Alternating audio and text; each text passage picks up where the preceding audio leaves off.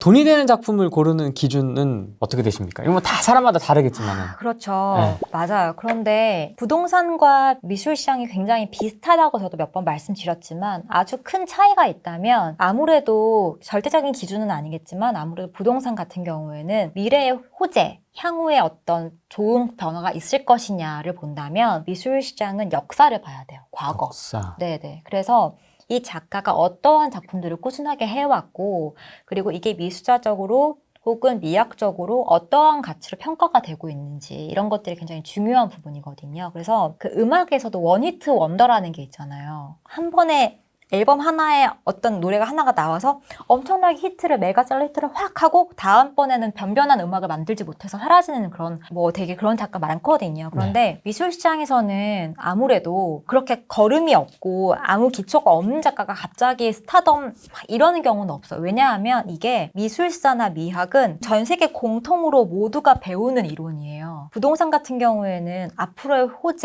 호재라고 하는 거는 어떻게 보면 굉장히 누군가가 책임지지 않는 좋은 소문이라는 얘기도 있을 수 있고 주식도 마찬가지거든요. 주식 같은 경우에도 야, 그 종목 되게 좋대. 이 말은 누구나 할 수 없는 책임질 수 없는 말들인 거지만 미술은 이 모든 사람이 이론화시켜서 공부하고 배우고 있는 과거의 역사에 배치가 되어 있기 때문에 그만큼 굉장히 안정적이다. 그런 부분에서 미술 시장 자체가 탄탄하다. 이렇게 볼 수 있는 것 같아요. 그래서 저 같은 경우에는 아무래도 이 작가가 지금 뜬대 라고 하는 그런 생각, 그런 말들보다는 얼마만큼 뿌리가 튼튼한지 그리고 이 작가가 어느 만큼 활발하게 작품을 하고 있는지 이런 것들을 더 많이 보는 게 중요하다고 생각하고 저는 반대로 누구한테 물어보기도 하는 것 같아요. 이 작가가 좋아? 그럼 왜? 왜 좋아? 좋대.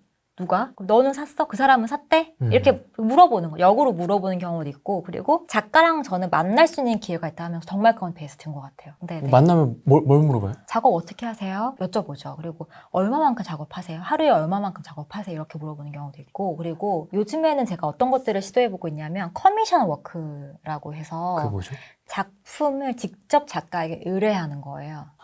주문 제작 같은 느낌? 맞아요. 주문 제작하는 형태인데 지금 우리가 거론을 하기도 민망할 만큼 엄청난 대가들에게 커미션 워크 그런 얘기는 전혀 아니고 그렇게 주문할 수는 전혀 아니고 하지만 이제 지금 막 커나가고 있는 신진 작가들 같은 경우에는 그렇게 커미션 워크를 하는 경우가 굉장히 많아요. 그래서 이렇게 주문해보는 거죠. 나는 이러이러한 작품을 원한다. 혹은 나를 그려봐 달라라고 한다거나 그렇게 해서 사이즈는 이 정도로 할 수 있는 걸 해봐. 뭐 이렇게 얘기를 하기도 하고 근데 그거는 상호간에 완벽한 존중이 있을 때 가능한 부분이긴 해요. 그랬을 때 작품을 봤을 때 이 작가의 어느 정도의 캔버스를 채우는 어떤 구상력이라던가 밀도 그리고 작품을 어느 정도로 꼼꼼하게 다 마스터를 하는지 이런 것들도 볼 수 있는 좋은 기회인 것 같기도 하고 되게 괜찮다라고 한다면 계속 이제 그 작가와 이제 같이 해나가는 거죠.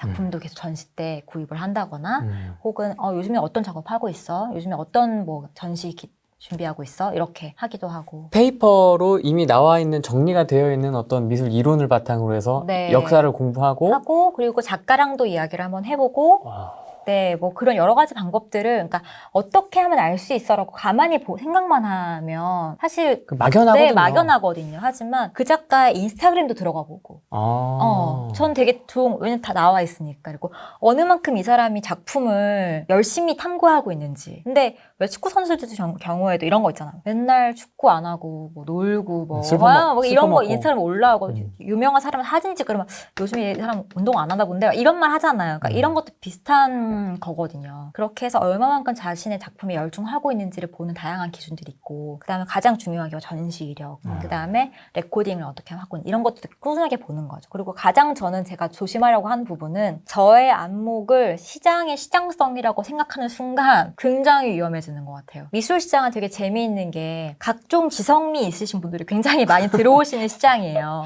내가 감각도 좀 있고 지성도 좀 있다. 왜냐하면 미술품은 가장 중요한 게 지성이 있어야 살 수 있는 재화거든요. 그래서 정말 부자는 많은데 부자 중에서 그림을 살 수 있는 부자는 별로 없는 것 같아요. 그렇지 않나요? 돈이 내놓으라는 많은 사람 많지만 미술품을 사는 용기는 별로 없으시단 말이에요. 근데 그만큼 지성미가 있으신 분들이 있기 때문에 내가 제일 잘 알아 하는 마음도 많이 가지고 계시는 분들이 많은 시장이기도 해요. 그렇기 때문에 저 자체로서는 그런 부분을 좀 조심하려고요. 내가 갖고 있는 안목, 내가 좋은 작품이라고 생각하는 그것이 나의 정말 취향이거나 안목의 정도에 불과하냐, 혹은 이게 정말 월드와이드한 미술의 어떤 시장을 관통하는 그러한 단초가 되는 부분이냐를 좀 많이 구분하려고 하는 편이에요. 나는 이게 베스트인 것 같은데 네, 친구랑 같이 가도 다를 것 다르죠. 같아요. 근데 분명 정말 신기하게 이게 무슨 하나의 커먼센스인가 할 정도로 좋은 작품을 고를 때 취향은 다르고 살려고 하는 목적은 다 다를지라도 좋은 작품을 보는 눈은 진짜 똑같아요. 희한하다. 너무 신기하죠. 이게 미술이 무슨 우리가 100점 만점 몇 점 이런 것도 아닌데도 불구하고 너무 신기하게 저도 몇 번 그런 경험 해본 적이 있는 게 제가 어떤 A 갤러리 작품을 보러 가겠다고 연락이 되어 있는 상태였어요. 그래서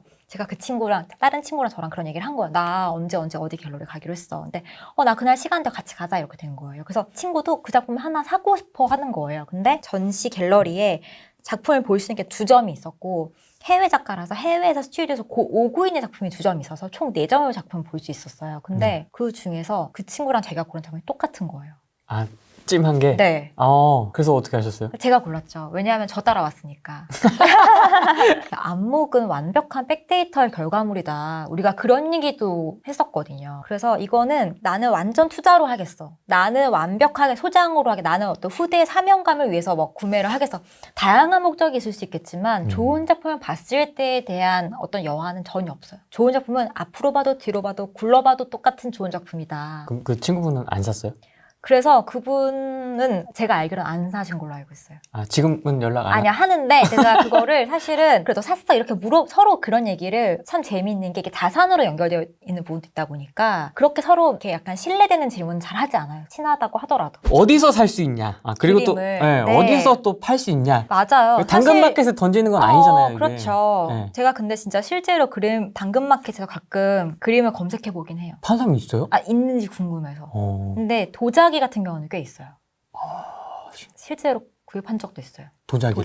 도자기도 네. 좋아하세요? 도자기를 이원 선생님이랑 같이 작업한 박영 선생님이라는 작가분 작품도 가끔 나오기도 하더라고요. 중고나라에서요? 당근마켓. 당근마켓에서. 그러면 그거 어떻게 확인하세요? 진품 뭐 이런 거. 그거 레코드를. 뒤에 이렇게 접시 뒤집어 보면 선생님 여기 낙인이 이렇게 있어요.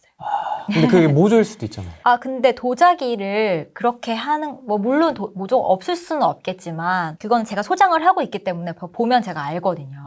내가 판단할 수 있으니까. 네. 제가 그 정도의 기준을 갖고 있기 때문에 보면 기다 아니다는 알 수 있죠. 근데 아직 원화나 이런 거는 없는 것 같긴 한데, 도자기는 있었어요, 제가. 그러면 이제 도자기 빼고. 네. 일반적으로 저희 이제 초보자분들이 네. 살 수 있는 루트가 있을 것 같습니다. 그러니까 기본적으로는 정말로 1차 아까 말씀드렸던 거 갤러리라고 하셨잖아요. 네. 그 갤러리가 작품의 전시를 꾸준하게 하고 있죠. 어디 갤러리 좀 가세요? 갤러리 벨리라고 지금 조성되어 있는 곳들이 몇 군데 있어요. 이게 원래 전통적으로는 이제 삼청동 화랑가가 있고 요즘엔 한남동으로 많이 모이고 있는 추세인 것 같아요. 왜냐하면 한남동이 젊은 층도 많이 유입이 되면서 동시에 문화 복합 공간들도 꽤 있고 그리고 새로운 이제 아주 부촌들이 형성이 완성이 됐잖아요. 지금 거의. 그러니까 그렇게 하기 때문에 지금 한남동으로 안테나샵처럼 그러니까 삼청동에 원래 있는 뭐 평창동에 있는 갤러리가 한남동으로 이렇게 분점 형태로 내어놓는 경우도 있고 반대로 청담동에 있는 갤러리가 좀 더 이름을 영하게 바꾸어서 한남동으로 다시 이제 진입하는 그런 경우도 있고. 저는 네. 강남이 그 청담 압구정 쪽이 핫할 그럴 거라고 것 생각했는데 같죠. 근데 오히려 없지는 않은데요. 한남동이 워낙 요즘 좀 강세이고요. 청담동 쪽에는 의외로 성수기 남단일기점으로 K옥션과 서울옥션의 사옥들이 있어요. 그래서 거기서 전시회 프리뷰도 볼 수 있고 그다음에 패들 드는 거 경매도 하실 수도 있고. 그 갤러리를 선택하는 기준 같은 게 좀 있으실까요? 이게 다 좋지는 않을 거 아니에요?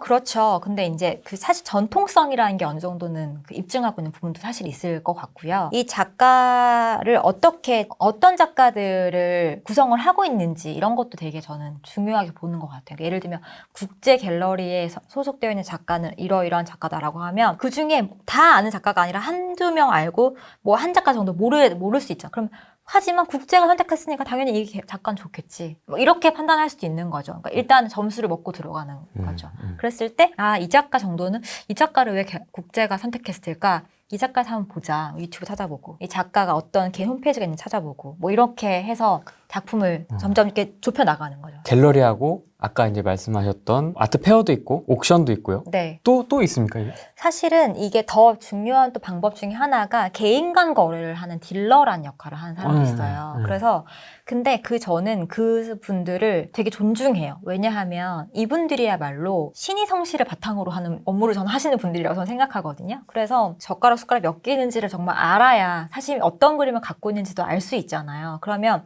A와 B는 서로 모르지만 A가 원하는 작품 B가 갖고 있는 거를 아는 선에서 딜러가 중간에 중개를 하는 거죠. 근데 왜 이게 또 더 끈끈할 수밖에 없냐면 각자의 자금 사정을 알아야 하기 때문이에요. 그러네. 네. 그리고 이게 부동산처럼 가격이 이렇게 막 이런 게 아니다 보니까 여기서는 이 정도 원하시는데 어떠세요? 이걸 계속 해야 되는 거예요. 이분 조금 높게 생각하시는데 조금 낮춰주시죠. 이거를 이제 계속 하면 굉장히 어렵고 까다로운 성격도 좋아야 되고 예체능도 잘해야 되는 약간 그런 거거든요. 그래서 네. 그리고 이게 아주 끈끈하지 않으면 내가 어떤 작품 갖고 있는지를 감히 알기도 사실 어려워요. 그리고 이 딜러가 일 처리를 잘하는지 사실 이분들에게 5억짜리 그램을 4억 9천에 팔았냐가 이분들은 사실 중요하지 않을 수도 있어요. 나를 얼마만큼 이 작품을 좋게 평가해 주는지 사 가셔서 빨리 팔 건지 그러면 싫은 거야. 내가 너무 애끼는 작품인데 막 예쁘게 대접 안 해주는 게 속상하실 수 있거든요. 그런 부분까지도 다 포함되어 있는 것들을 이해하는 게 저는 딜러 역할이라고 생각해요. 그래서 개인 간의 거래를 이제 중개를 하시는 딜러라는 형태도 판매의 어떤 루트 중에 하나가 있을 수 있죠. 딜러를 잘 만나는 것도 되게 중요한 부분인 것 같아요. 그리고 가격 같은 경우에서도 이렇게 물어봐요. 가까운 딜러들에게 내가 어떤 갤러 오늘 아침 같은 경우에도 그런 부분이 있었어요. 제가 오늘 그러니까 메일을 계속 주고받고 있는 해외 갤러리가 하나 있는데 그 작가 작품을 찾고 있다는 걸 이제 그분들이 저를 적어 놓으신 거죠. 그래서 연락을 하고 이제 이렇게 하고 있는데 최근에 뭐 2점 정도가 들어왔어. 한번 보여줄까? 이러고 저한테 이미지 보내주고 이제 이러면 보고 가격은 이렇고 사이즈는 이래. 뭐 이렇게 나와요. 그러면은 제가 보고 있다가 최근에 리코딩을 찾아봐요.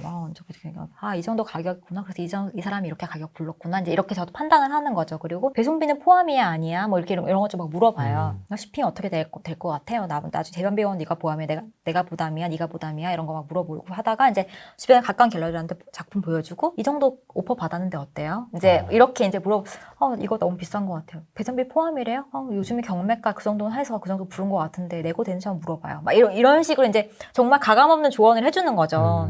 멘토네 어떻게 보면. 네, 도상은 괜찮은 것 같아. 뭐 예를 들면 도상은 이 정도면 좀 더 좋은 걸 고를 수 있지 않을까? 뭐 이런 서로의 그런 얘기들을 해주다 보면 취향을 알 수밖에 없는 거예요, 사실 이건. 그러다 보니까 오늘 같은 경우에도 제가 좀 전에 들어오기 전까지도 메일을 보내냐 마느냐 뭐 이렇게 얘기를 하고 우리끼리도 막 이러니 일단 너무 좋으면 작품 디파짓을 넣으라고 막 이렇게 해서 막 디파짓 넣고 이런 경우도 있고. 그럼 디파짓은 보통 몇 %를 넣어요? 저희 같은 경우엔 이게 통용되는 단어인지 모르겠는데 저희끼리 이렇게 의지의 디파짓 막 이렇게 하거든요. 이게 뭐냐면 일단 내가 이 작품을 사겠다는 강한 의지를 보여주는 거예요. 이거는 그러면 작품의 10%일 수도 있고 아니면은 작품의 뒷단위 정도를 먼저 보낸다거나 뭐 이렇게 할 수도 있고.